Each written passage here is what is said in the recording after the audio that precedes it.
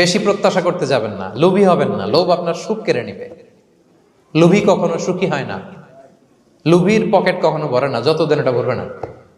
লোভী হব আমরা না। অতিরিক্ত প্রত্যাশা করব না, অল্প প্রত্যাশা করবো। I am not talking about the goal. Goal should be bigger and higher, but I am talking about expectation. বেশি এক্সপেক্ট করা ভালো না। খুব প্রত্যাশা নিয়ে রাখছেন, কিছু পান নাই, দেখবেন যে কষ্ট লাগবে, ঠিক কিনা? আর কোনো এক্সপেকটেশন নাই, এরপরে যেটা পাবেন ওইটাই লাভ। যেটা পাবেন ওইটাতেই ভাল লাগে, সুখ লাগে। এই জন্য এক্সপেকটেশন যেন বড় না হয়। বেশি খাই যেন না করি। হ্যাঁ, কালকে কি খাবো, পরশু, আগামী সপ্তাহে আমার মেয়ের কি হবে, ছেলের কি হবে, ওদের ভবিষ্যৎ, গাড়ি বাড়ি নাই, এই যে অস্থির, এরকম আসলে নাই। আজকের জন্য বাঁচুন, আজকের জন্য বাঁচুন, কারণ আগামীকালের তো জন্মই হয়নি। আগামীকালের জন্ম হয়েছে, এটা কি আজকে না আগামীকাল? আজকে হ্যাপি হন, আজকের জন্য বাঁচেন, আজকের জন্য প্ল্যান করেন।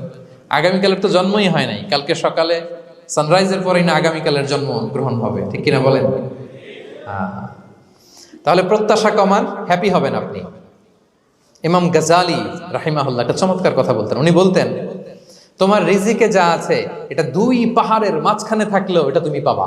আর যেটা তোমার রিজিকে নাই, ওইটা অনেক দূর থেকে আনার পরেও হাত দিয়ে নিয়ে 2 ঠোঁটের মাঝখানে রাখলেও ওইটা পড়ে যাবে। কথা বুঝতে পেরেছেন?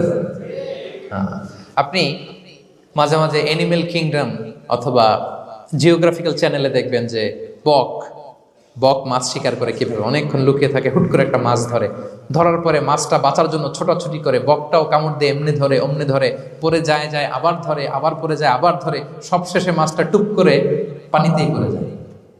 কারণ এটা ওর নসিবে নাই। কি বলেন? এটা রিজিকে